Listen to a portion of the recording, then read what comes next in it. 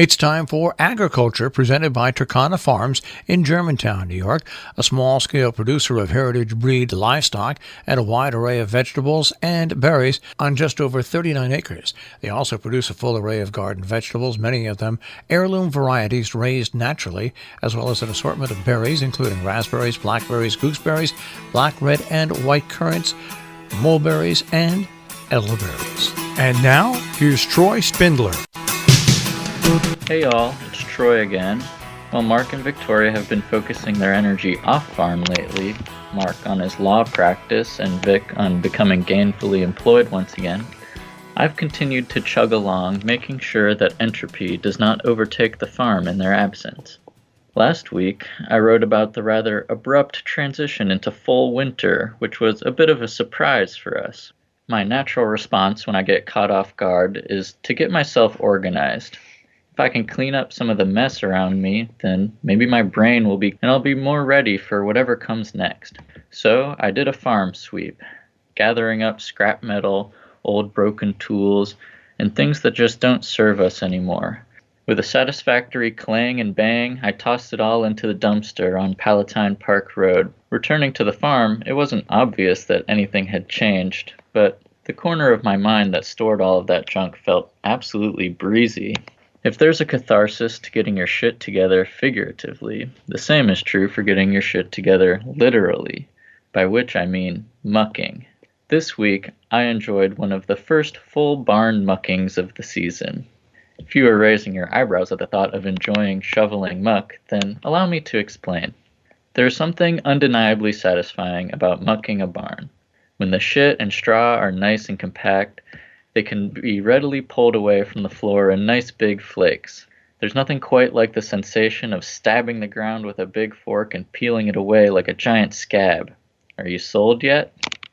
Bit by bit, you uncover the flat, hard concrete underneath, while also piling the shit up elsewhere to become fertile organic matter.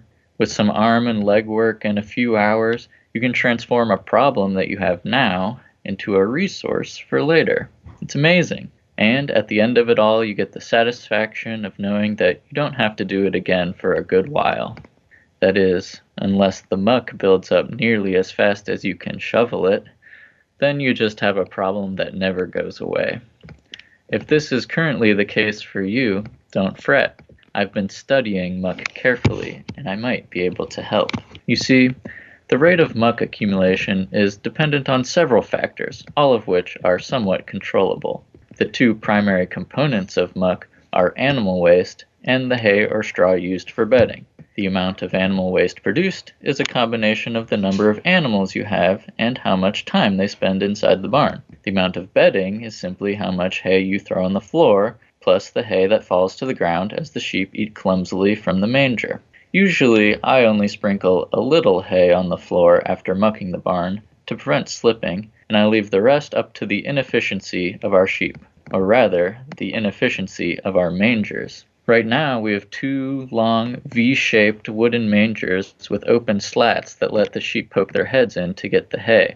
I think they look fantastic and are doing a fine job feeding our sheep. However, they've been very leaky lately. Some of our sheep like to dive in deep trying to get the best bits of hay somewhere in the middle of the manger, while letting other perfectly edible bits fall to the floor and mix in with the muck. Thus, the muck in our barn has been growing, and the hay has been disappearing all too quickly.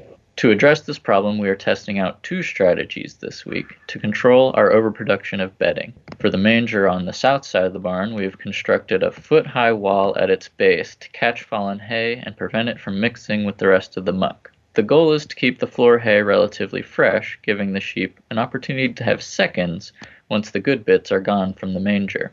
For the north manger, we lined the inside with chicken wire to prevent sheep from sticking their heads too far in, as well as to keep hay from falling out.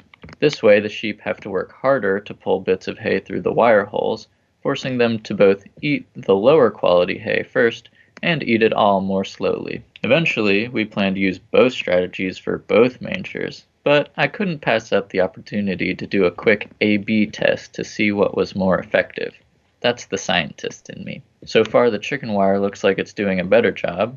The floor guard does keep fallen hay from mixing with the muck, but it's not a perfect barrier.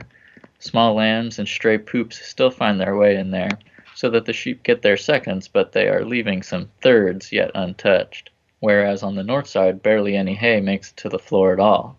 I'll keep you updated on the results of this experiment.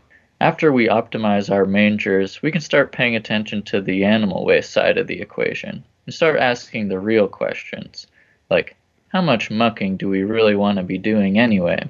Don't get me wrong, I stand by what I said.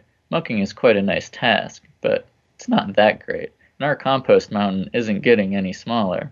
Maybe we'll discover a smaller flock would be more than enough to keep our garden and our customers' gardens well fertilized. Or maybe we'll find we can get away with an even bigger herd. I can't wait to find out for sure. It might seem odd to choose the size of your herd based on how much waste it produces. Other farmers probably start at the other end, trying to build their system around the product they want to sell. How much meat do I want to sell?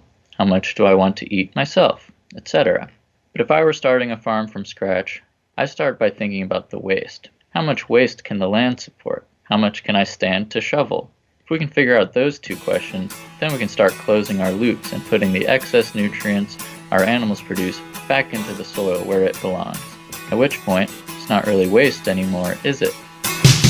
Agriculture is underwritten by Turkana Farms, LLC, a small-scale producer of heritage-bred livestock and a wide array of vegetables and berries on just over 39 acres in Germantown, New York. More information, 518-537-3815.